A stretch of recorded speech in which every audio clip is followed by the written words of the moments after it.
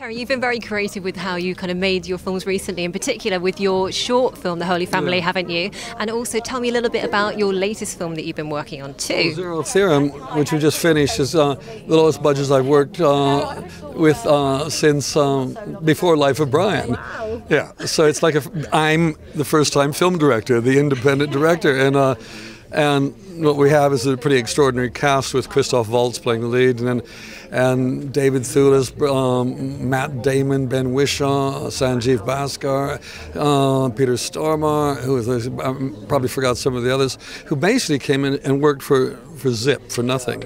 Tilda Swinton's in there as well. And everybody just is participating in this thing, and it was made, and we were able to make it because of that kind of willingness to join the circus for a bit and see what happens.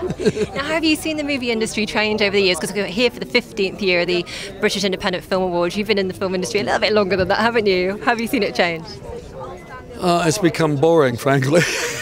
The studios just churn out these big blockbusters. The good thing about them is that people who a huge number of British actors get to go and work in them and get paid a lot of money, I hope, so that then they can work on smaller independent films. That's a good thing.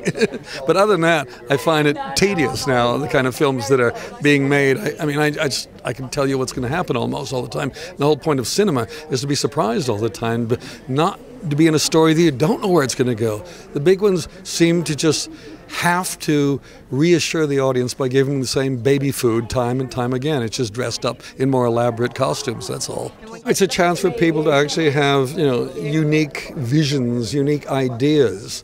What it really means about independent filmmaking is that you don't have any money to do a big blockbuster is what independent filmmaking really means.